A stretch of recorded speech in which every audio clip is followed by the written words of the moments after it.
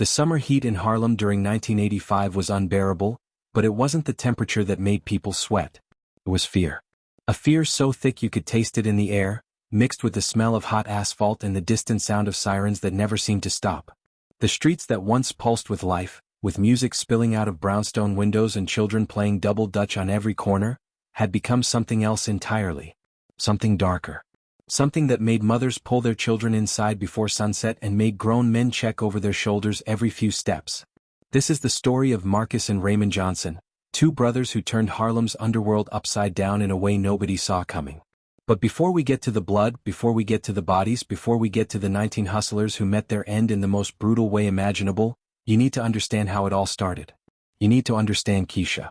Keisha Johnson was 16 years old in the winter of 1984 when everything changed. She was the baby of the family, the light in her brother's eyes, the girl who was supposed to make it out of Harlem and become something bigger than the streets that raised them. Marcus, the oldest at 28, worked double shifts at the meatpacking plant on the west side, his hands always raw and bleeding from the cold and the constant cutting. Raymond, 25, drove a cab and ran numbers on the side, nothing too serious, just enough to keep food on the table and help their mother with rent. Their father had been gone since Marcus was 12, disappeared into the Tombs prison system for a robbery that went wrong, and nobody expected him back. Their mother, Dorothy Johnson, cleaned offices in Midtown, leaving before dawn and coming home after dark, her knees swollen and her back permanently bent from years of scrubbing other people's floors. The Johnson brothers had promised her one thing: Keisha would have a different life. Keisha was smart, not just street smart but book smart. She had been accepted to a special program at a high school in the Bronx, one that focused on arts and sciences, one that could lead to college scholarships and a way out. She loved to draw, spent hours sketching the faces she saw on the subway, the buildings that lined their block, the pigeons that gathered around the old men playing chess in Marcus Garvey Park. Her notebooks were filled with dreams rendered in pencil and charcoal. But Harlem in the mid-80s wasn't a place where dreams survived easily. Crack had arrived like a plague, turning neighbors into zombies, turning apartment buildings into drug dens, turning the streets into war zones where crews fought over corners and young boys carried guns like they were school supplies. The police didn't care much about what happened uptown, not unless it spilled over into the white neighborhoods downtown. Up in Harlem you were on your own. Marcus and Raymond did their best to shield Keisha from all of it. They walked her to the subway every morning, picked her up every evening. They made sure she stayed away from the corners where the dealers worked, away from the abandoned buildings where things happened that nobody talked about. They thought they were protecting her. They thought they had everything under control. They were wrong. His name was Antoine Mercer, but everyone called him Smooth. He was 29, dressed like he had money even when he didn't, always wearing leather jackets and gold chains, driving a Cadillac that was probably worth more than everything the Johnsons owned combined. Smooth was a pimp, one of the bigger ones operating in Harlem, with a stable of girls working the tracks along Lexington Avenue and up near the Port Authority. He was known for being charming, for being able to talk his way into and out of anything, for having a smile that could make you forget he was dangerous. Smooth noticed Keisha one afternoon in February when she was walking home from school.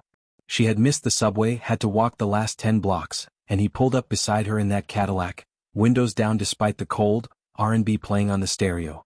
He complimented her drawings, said he had seen her sketching at the park, said she had real talent, said he knew people in the fashion industry who would love to see her work. Keisha, 16 and full of dreams, didn't see the trap being set. Over the next few weeks, Smooth became a fixture in her life. He would show up outside her school, offering rides, buying her things, telling her she was special, telling her she deserved more than what Harlem could give her. He never touched her inappropriately, never made her uncomfortable, just slowly built trust, slowly became someone she confided in. He met her when Marcus and Raymond weren't around, when her mother was working, when she was alone. By March, Keisha thought Smooth was her friend. By April, she thought he might be more. By May, she was trapped. It started with a party. Smooth told Keisha about this gathering where fashion designers and artists would be, where she could show her portfolio, where she could make connections that would change her life. All she had to do was come with him one Friday night. She told her mother she was staying at a friend's house. She told her brothers she had a study group. She lied because Smooth had convinced her that her family wouldn't understand, that they would try to hold her back, that this was her chance. The party was in a warehouse in the Bronx, and there were no fashion designers there. There were hustlers and pimps and girls who looked lost and broken. There were drugs and alcohol and men who looked at Keisha like she was meat. When she tried to leave, Smooth's entire demeanor changed. The smile disappeared. The charm vanished. He grabbed her arm hard enough to bruise and told her she wasn't going anywhere. For 3 days, Keisha was held in that warehouse. Smooth and 2 other pimps worked on breaking her down, a process they had perfected over years of destroying young girls. They started with isolation, taking her phone, making sure she couldn't contact anyone. Then came the psychological warfare, telling her that her family wouldn't want her back now, that she was worthless, that the only value she had was what men would pay for her body. They introduced drugs, forcing cocaine and heroin into her system, creating dependency and confusion. On the 3rd night they sent her out to work. Marcus realized something was wrong when Keisha didn't come home Friday night. By Saturday morning he was frantic. Raymond started making calls, checking with her friends, going to the school, asking questions in the neighborhood. By Saturday night they filed a missing person report with the police, but the cops in the 2-7 precinct barely looked up from their paperwork. Another missing girl in Harlem wasn't news. She probably ran away, they said. She'll turn up, they said. Give it a few days, they said. Marcus and Raymond didn't wait. They started their own investigation, hitting the streets, asking everyone they knew, leaning on the network of people who saw everything that happened in their neighborhood.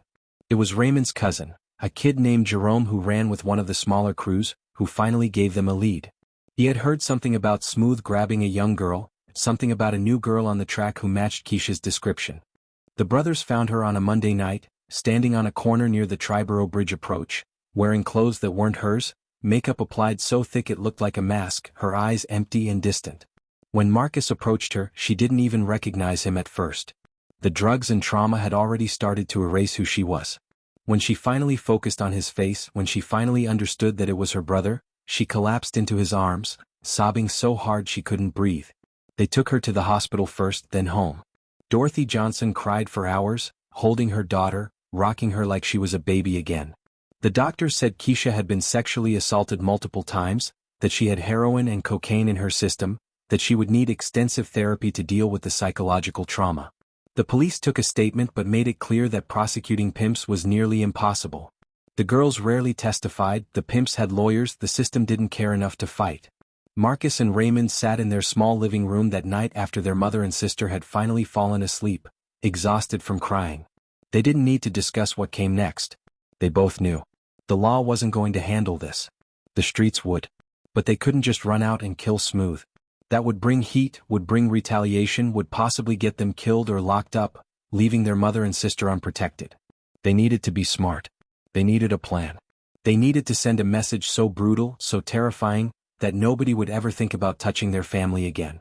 Raymond was the first to suggest it. He had been reading about the mob, about how they dealt with people who violated their code, about how they made examples that everyone would remember. Marcus initially resisted, thought it was too much, too dark, but as he sat there thinking about his baby sister's empty eyes, about what had been done to her, about the fact that Smooth and his crew would just do this to another girl if they weren't stopped, he came around. They decided they wouldn't just kill the men who hurt Keisha. They would dismantle them. Literally. The Johnson brothers spent the next 2 weeks planning. Marcus used his connections at the meatpacking plant to learn about cutting, about how to take apart a body efficiently. He watched his coworkers break down beef carcasses, paid attention to where they made their cuts, how they separated joints, how they used different tools for different purposes. He started stealing equipment, hiding bone saws and butcher knives in a storage locker they rented under a fake name in the South Bronx. Raymond focused on intelligence gathering. He followed Smooth and mapped out his entire operation. He identified all the men who worked with him, all the locations they used, all their patterns and habits. He learned that Smooth had a network of about 20 hustlers working for him, men who recruited girls, men who enforced his rules, men who collected money, men who were all complicit in the destruction of young lives. They also prepared their alibi network. Marcus convinced his supervisor at the plant that he needed to switch to night shifts for a few months due to a family situation. Raymond cut back on his cab driving and focused on the numbers running, which gave him more flexibility with his schedule. They made sure people saw them around the neighborhood during times when they would actually be hunting. Their mother noticed the change in them, the way they had become quieter, more focused, the way they looked at each other with an understanding that excluded everyone else. She asked Marcus one night what they were planning, and he told her the truth, or at least part of it. They were going to make sure nobody hurt Keisha again. Dorothy Johnson was a God-fearing woman who went to church every Sunday, but she was also a mother who had watched her baby girl come home broken. She didn't tell them to stop. She just made them promise they would be careful. Keisha herself was barely functional. She stayed in her room most days, refusing to go back to school, refusing to see her friends, spending hours staring at walls or sleeping. The drawing stopped. The light in her eyes had been extinguished. When she did speak, it was often to apologize, to say that everything was her fault, that she had been stupid, that she had ruined everything. Marcus and Raymond took turns sitting with her, telling her that none of this was her fault, that the men who did this were going to pay, that she would heal. The first one they took was a hustler named Damon, Smooth's number 2, the man who had personally held Keisha down that first night in the warehouse. Raymond followed him for 3 days, learned that he liked to gamble at an illegal card game in a basement on 135th Street, that he usually left alone around 3 in the morning, drunk and careless. On a Thursday in early June, Raymond waited in the alley behind the building, and when Damon stumbled out, Raymond hit him with a tire iron, dropping him instantly. They had stolen a van from a junkyard in Queens, something that barely ran but would get them where they needed to go. Marcus pulled up in the alley and they loaded Damon inside, his face already swelling from the impact, blood running from his nose and mouth. They drove him to the storage locker in the Bronx, and when Damon woke up, he was chained to a support beam, naked, cold, and terrified. Marcus stood in front of him with a butcher's knife in one hand and a bone saw in the other. Raymond stood to the side with a video camera they had bought at a pawn shop. They had decided to document everything, to create evidence of what happened to men who hurt their sister, evidence they could use to control the narrative if needed. Damon started begging immediately, promising money, promising information, promising anything if they would just let him go. Marcus let him talk for a while, let him exhaust himself with pleas and promises, and then Marcus spoke for the first time since they had grabbed him. He asked Damon if he remembered Keisha Johnson. Damon's eyes went wide. He started to lie, started to say he didn't know who that was, but Raymond stepped forward and showed him a photo of Keisha before everything happened, her smiling at her 16th birthday party. Damon's face changed. He knew he was dead. He just didn't know how bad it was going to be. Marcus started with the fingers.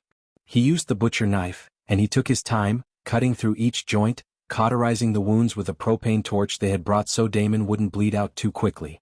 Damon's screams echoed through the storage facility, but it was late and nobody came to investigate. After the fingers came the hands, then the forearms. Marcus worked methodically, the same way he broke down meat at the plant, treating Damon's body like any other carcass. Raymond kept the camera rolling, documenting every cut, every scream, every moment of Damon's suffering. It took 3 hours for Damon to die from shock and blood loss, despite their efforts to keep him alive longer. When it was over, they had pieces of him in garbage bags, ready to be distributed across the city in dumpsters and rivers and places where they would be found and send a message. But before they disposed of the body, Marcus used the knife to carve something into Damon's chest, something that would identify him if the torso was ever found: Keisha's justice. They dumped parts of Damon all over New York over the next week. A hand in the Hudson River off the West Side Highway. Legs in a dumpster in Brooklyn. The torso marked with their message in an abandoned lot in the South Bronx where they knew junkies would find it and report it. The head they kept in a freezer in the storage locker, insurance in case they needed proof of what they had done. The news of Damon's death spread through Harlem's underworld quickly.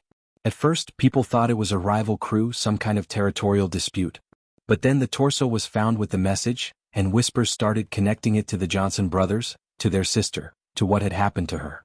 Smooth heard the rumors and dismissed them. The Johnson brothers were civilians, workers, not killers. There was no way they had done something this brutal. He was wrong. The second one they took was a hustler named Carlos, the man who had first given Keisha the heroin that broke down her resistance. They grabbed him outside a bodega on Amsterdam Avenue, Raymond walking up behind him and injecting him with a sedative they had bought from a veterinarian who didn't ask questions. Carlos woke up in the same storage locker, chained in the same position, facing the same tools. This time, Marcus didn't even ask questions. He just started cutting. Carlos lasted longer than Damon, almost 4 hours, his screams eventually giving way to whimpers and then to silence. They documented everything again, and when it was over, they had another body to distribute, another message to send. By the time the third hustler went missing, a man named Troy who recruited girls from the Port Authority, the streets were starting to panic. 3 of Smooth's crew had disappeared in 3 weeks, and parts of them kept turning up with the same message carved into their remains. The police were investigating, but they didn't have much to go on. The Johnson brothers were careful, never left evidence, always wore gloves, always cleaned the storage locker meticulously after each session. Smooth finally started to understand that this was real, that someone was systematically hunting his crew. He increased security, made sure his men traveled in groups, armed everyone, started sleeping in different locations every night. But Marcus and Raymond had already identified all 19 men who were part of Smoot's operation, and they had already committed to taking every single one of them. The fourth victim was a hustler named Jerome, grabbed from a parking garage in Midtown. The fifth was a man named Rashid, taken from his girlfriend's apartment in the Bronx. The sixth was named Tyler, snatched off a subway platform in Queens. Each one ended up in the storage locker. Each one was dismembered while alive. Each one's remains carried the same message.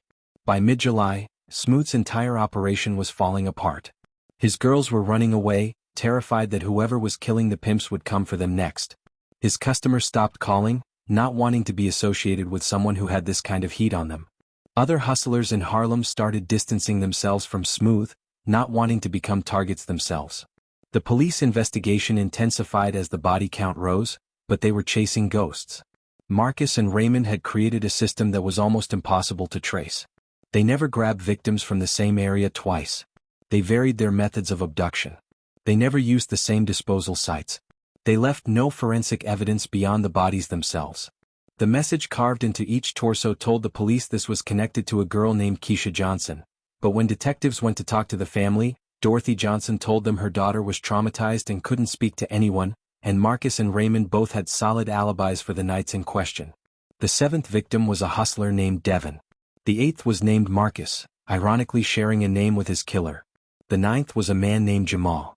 Each one disappeared without a trace, only to turn up in pieces days later, their remains scattered across the city like a grim puzzle. Smooth tried to run. In early August he packed up his Cadillac and planned to head to Miami, where he had connections and could start over. But Raymond had been watching him, had anticipated this move, and followed him to a rest stop on the New Jersey Turnpike. Smooth never made it to Florida. When Smooth woke up in the storage locker, chained to the support beam, Marcus and Raymond both stood before him. This time they talked first. They showed him the video footage of what they had done to his crew, forcing him to watch every cut, every scream, every moment of suffering. They made him understand that this was his fault, that every death was payment for what he had done to their sister. Smooth tried to bargain, offering everything he had: money, cars, connections, information about other criminals.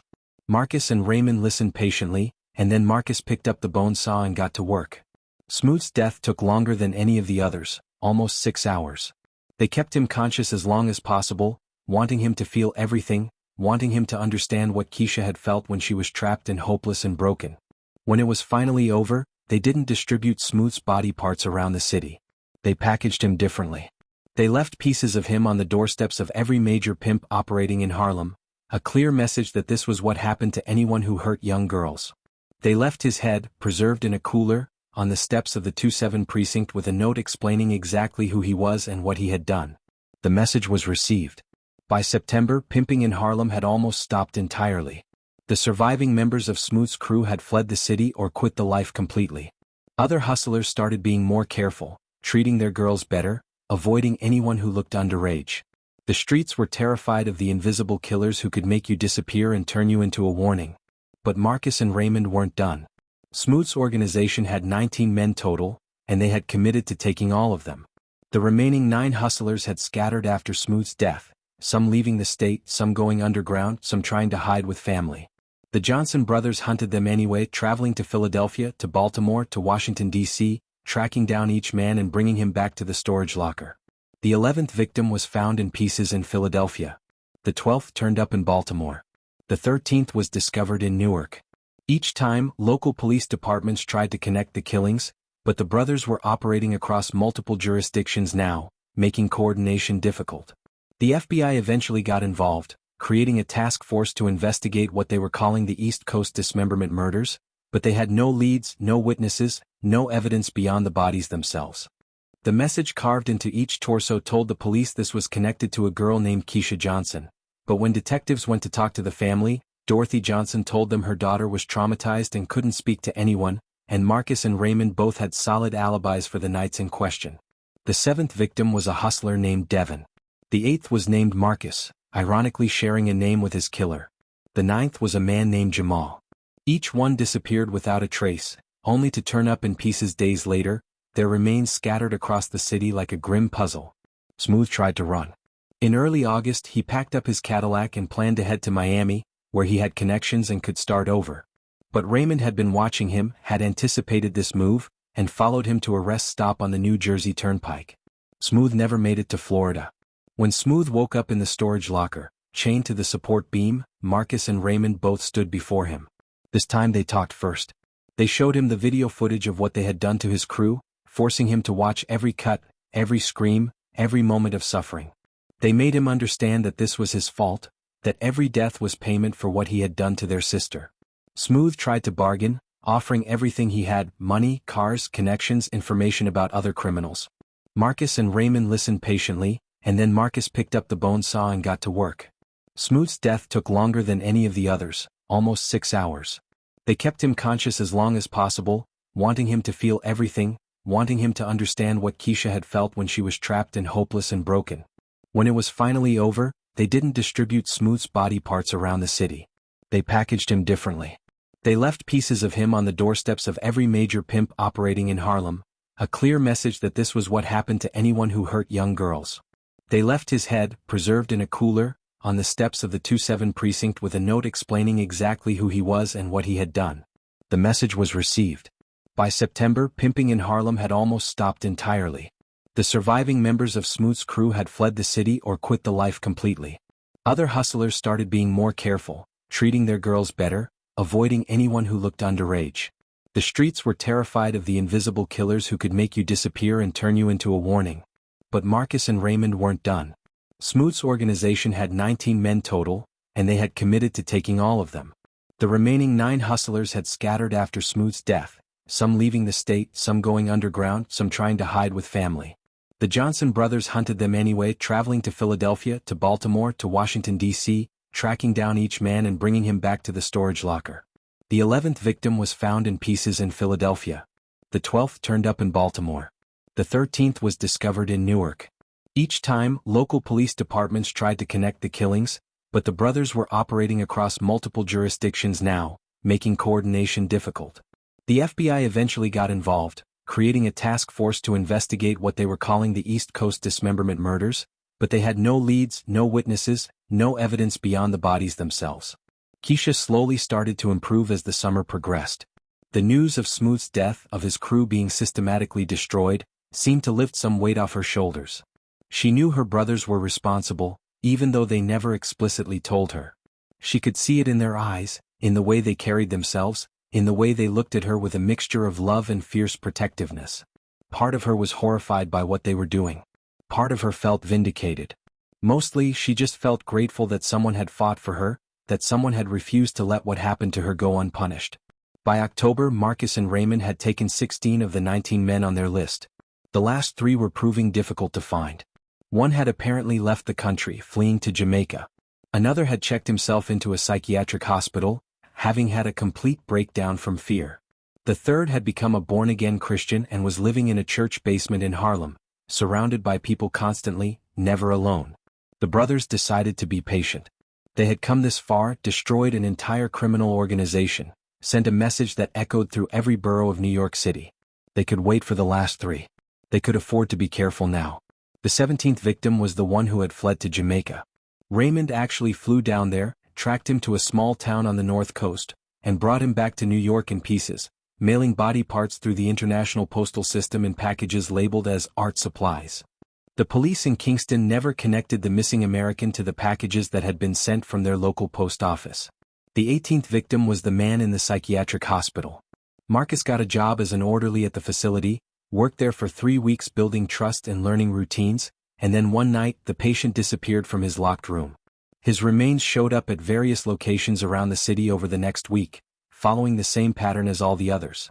That left only one, a man named Curtis who had become a born-again Christian and was living in the church basement. He never left the church, had dozens of witnesses around him at all times, and seemed genuinely remorseful about his past life. He spent his days reading the Bible and counseling other former criminals about redemption and salvation. Marcus and Raymond watched him for months, waiting for an opportunity, but Curtis never gave them one.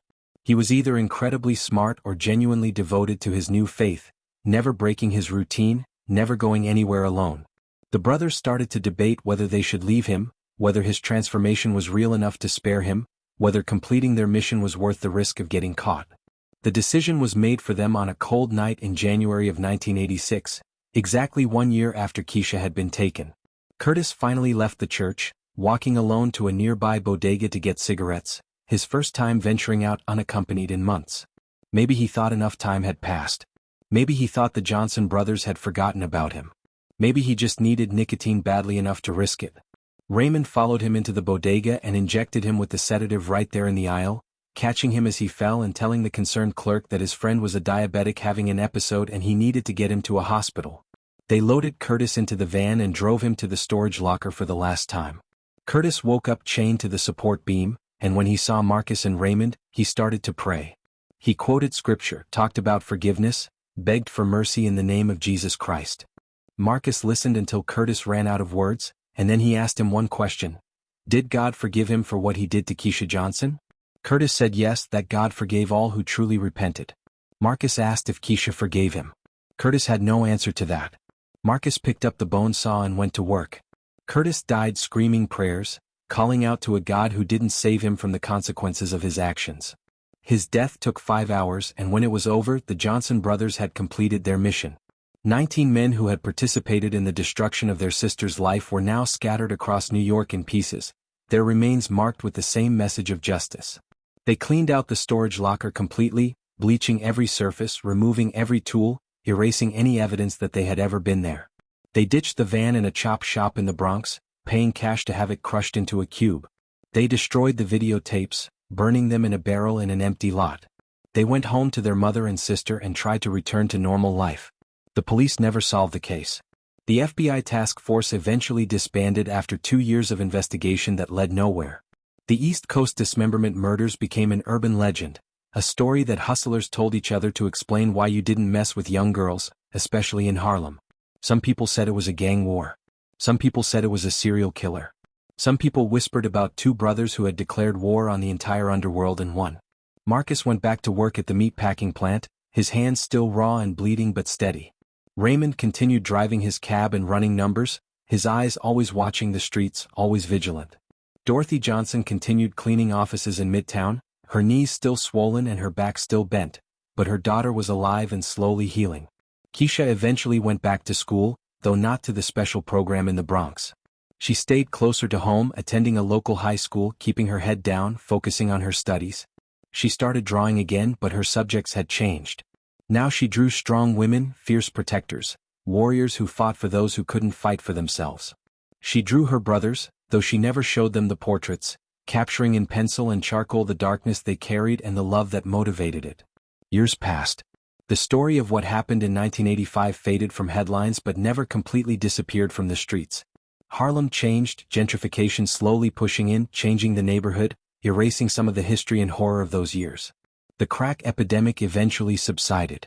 New criminals took over the corners and the buildings, but they all knew the story of the 19 hustlers who had been dismembered for hurting the wrong girl. Marcus died in 1998 of a heart attack at the meatpacking plant, 41 years old, his body worn out from years of hard labor and the weight of what he carried. At his funeral, hundreds of people showed up, not just family and friends but people from all over Harlem, people whose daughters and sisters had been spared because of what the Johnson brothers did, people who never forgot that someone had fought back against the predators who hunted in their neighborhood. Raymond lived until 2015, dying at 65 in a hospital bed with Keisha holding his hand. He had never married, had never had children of his own, had devoted his life to watching over his family. In his final moments, when Keisha asked him if he regretted what they had done, he smiled and shook his head. The only thing he regretted, he told her, was that they hadn't found Smooth faster, that their sister had suffered for even 3 days before they got her back. Keisha Johnson is still alive as of this story being told. She became a social worker, specializing in helping young women escape from sex trafficking, using her own experience to guide others towards safety and healing. She never married, never had children, but she saved dozens of girls over the years, pulling them out of situations similar to what she had endured, giving them the protection and support she had received from her brothers. She still has the scars from 1985, both physical and psychological. She still has nightmares. She still has moments when she sees a man in a leather jacket driving a Cadillac and her entire body locks up with remembered fear. But she also has the knowledge that her brothers loved her enough to become monsters, to cross lines that can never be uncrossed, to sacrifice their own souls to protect hers. In her office, hidden in a drawer that only she knows about, Keisha keeps a newspaper clipping from January 1986, the article about the discovery of Curtis's remains, the last of the 19 hustlers. She keeps it not as a trophy but as a reminder that justice doesn't always come from the law, that sometimes protection comes from people willing to do what society won't, that love can take forms that are dark and terrible and absolutely necessary. The story of the Johnson brothers became a legend in Harlem, told and retold, facts mixing with fiction, the numbers changing, the details becoming more dramatic with each telling. Some versions say they killed 30 men. Some say 50. Some say they were hired assassins who worked for the mob. Some say they were vigilantes who killed anyone who hurt women, not just the ones who hurt their sister. But the truth, documented in police files and FBI reports and forensic evidence scattered across 5 states, is that Marcus and Raymond Johnson killed exactly 19 men between June 1985 and January 1986. They killed them slowly, methodically, brutally, documenting each death and distributing the remains as a message to anyone who preyed on the vulnerable. They operated for 7 months without being caught, without leaving traceable evidence, without making mistakes. They were never charged with any crimes. They were never even officially considered suspects, despite the message carved into each victim pointing directly to their family. The police knew, of course. The detectives who worked the case knew exactly who was responsible. But they couldn't prove it, and more importantly, many of them didn't want to.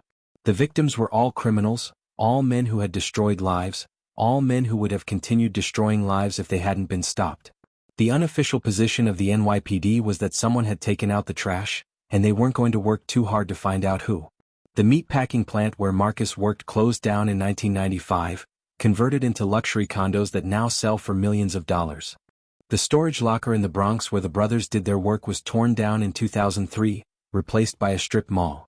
The warehouse where Keisha was held has been demolished, the land now home to affordable housing. The corners where the hustlers used to work are now occupied by organic grocery stores and artisanal coffee shops. Harlem itself has transformed, becoming one of the most expensive neighborhoods in New York City, the history of its darkest days buried under renovation and redevelopment. Young professionals who move into the brownstones that once housed the Johnson family have no idea what happened on these streets, what battles were fought, what prices were paid. But some things remain.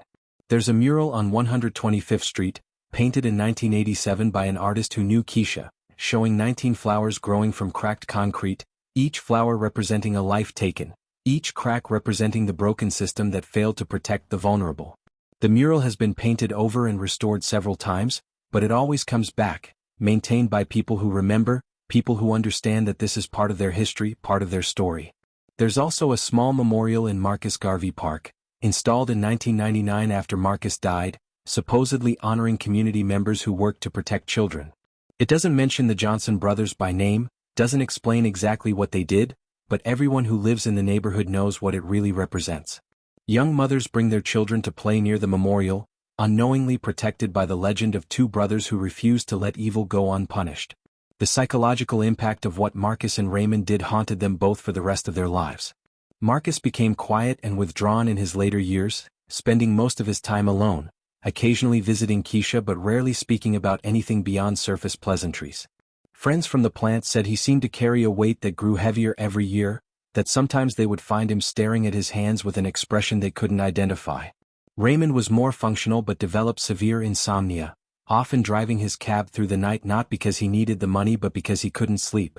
He told Keisha once, years after everything happened, that he saw their faces every time he closed his eyes, heard their screams in every moment of silence. He asked her if that made him a bad person, if feeling guilty about killing men who destroyed innocent girls meant he had done something wrong. Keisha told him that it made him human, that monsters don't feel guilt, that the fact that he carried the weight of what he did meant he understood the gravity of it. She told him that she was grateful, that she wouldn't be alive if not for what he and Marcus had done, that sometimes the only way to stop a predator is to become something more dangerous than they are. The conversation took place in 2010, 5 years before Raymond died, sitting in Keisha's small office in the Bronx where she counseled trafficking victims. Raymond had come to pick her up after work, something he still did occasionally even though she was 42 years old and perfectly capable of taking care of herself. Old habits, protective instincts, never died. They sat in his cab, parked outside her building, rain falling on the windshield, washing the city clean in the way rain does when you need it to. Keisha held her brother's hand, feeling the calluses that had formed over decades of steering wheels and harder grips, and told him something she had never said before. She told him that she remembered everything from those 3 days in 1985, every detail, every violation, every moment of terror. She told him that the memory lived in her body as much as her mind, that certain smells or sounds or touches could transport her back to that warehouse instantly, that she had learned to live with it but it never truly went away. She told him that knowing what he and Marcus had done, knowing that every single man who had hurt her had paid the ultimate price, was the only thing that allowed her to keep going some days. She told him that vengeance was supposed to be hollow, that everyone says revenge doesn't heal wounds, that you're supposed to forgive and move forward and not sink to the level of those who hurt you. She told him that all of that was bullshit, that knowing her brothers had loved her enough to become killers, had cared enough to hunt down every person responsible and make them suffer, had given her something that therapy and time never could. Raymond cried, something Keisha had only seen him do twice before. Once when their mother died and once the night they brought Keisha home from the hospital in 1985. He told her that he would do it again, that he would do it 1,000 times, that the nightmares and guilt and weight were nothing compared to the alternative of letting those men walk free while his sister suffered. They sat in silence after that, watching the rain, two people who had survived hell in different ways, bound together by blood and trauma and a justice that the world would never understand. Raymond drove her home that night, walked her to her door like he always did and told her he loved her. Keisha watched him drive away, his taillights disappearing into the Harlem night, and knew that whatever darkness her brothers had embraced, they had done it for love. The final chapter of this story isn't about vengeance or violence. It's about survival and the different forms it takes. Keisha continued her work, saving girls who reminded her of herself, pulling them from the same streets where she had been broken and giving them the second chance she had been given. Every girl she saved was a middle finger to Smooth and his crew, proof that they had failed to destroy her completely, evidence that love and protection could triumph over exploitation and cruelty. She opened a small nonprofit in 2012 called the Johnson Foundation, officially dedicated to helping at-risk youth but quietly focused on extracting girls from trafficking situations. She worked with former hustlers who had left the life, with cops who actually cared, with social workers and therapists and street outreach teams. She built a network of safe houses and support systems, creating the infrastructure that hadn't existed for her when she needed it. The foundation's logo was 19 flowers arranged in a circle, a private memorial to the men who had died so other girls could live. Nobody outside the family understood the symbolism, but Keisha knew, and that was enough. On the anniversary of Curtis's death every year, she would visit Marcus's grave, then spend the evening with Raymond before he died, and after he was gone she would sit alone in her apartment with a glass of wine and remember the brothers who had loved her enough to become legends. The story of Harlem 1985, of the Johnson brothers who dismembered 19 hustlers for pimping out their little sister, is a story about the price of protection, about the cost of justice when the system fails, about what happens when ordinary people are pushed beyond breaking points. It's a story that makes people uncomfortable because it forces us to confront difficult questions about morality and revenge and whether some crimes are so heinous that extreme punishment becomes justified. Marcus and Raymond Johnson were not heroes in the traditional sense. They were killers who committed acts of horrific brutality, who took the law into their own hands, who became the very monsters they were fighting against. But they were also brothers who loved their sister more than they loved their own souls, who sacrificed everything to protect her, who sent a message that echoed through decades and saved countless lives. The 19 men they killed were human beings with families and histories and perhaps even redeeming qualities buried beneath their crimes.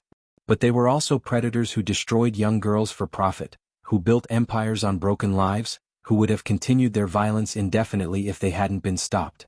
Their deaths were brutal and unjust according to the law, but they were also consequences that many would argue were deserved. This is the complexity of the Johnson brothers' legacy. They exist in a moral gray area that defies simple categorization, remembered as both vigilantes and villains depending on who tells the story. But in Harlem, among the people who lived through those years, among the mothers who sleep easier knowing that predators think twice before hunting in their neighborhood, Marcus and Raymond Johnson are something else entirely. They are protectors. They are family. They are the proof that some lines, once crossed, demand a response so severe that it changes the rules forever. Keisha Johnson is 71 years old now, still running her foundation, still saving girls, still carrying the scars and the memories and the knowledge of what her brothers did. She has never spoken publicly about 1985, has never confirmed or denied the rumors, has maintained a dignified silence that lets the legend grow while protecting the truth. When journalists have approached her over the years, she simply smiles and tells them she was blessed to have brothers who loved her, nothing more. But sometimes, late at night in her office, surrounded by case files of girls she's helping, Keisha Johnson allows herself to remember everything. She remembers the warehouse and the terror and the 3 days that broke her. She remembers her brothers' faces when they found her, the mix of love and rage that transformed them into something else. She remembers the news reports of body parts found across the city, each one a message, each one a promise kept. She remembers that justice came not from the law but from family, not from the system but from love so fierce it became vengeance. And in those quiet moments Keisha Johnson smiles, knowing that her brothers are watching over her still, their legacy living on in every girl she saves, their message still echoing through the streets. Some families don't need the law to protect their own. Some families become the reckoning themselves. Some families write stories in blood that the world never forgets. This is the story of Harlem 1985, of the Johnson brothers who dismembered 19 hustlers for pimping out their little sister. It's a story that should haunt us and inspire us in equal measure, a reminder that love and violence are sometimes separated by the thinnest of lines, and that sometimes, just sometimes, monsters are exactly what we need them to be.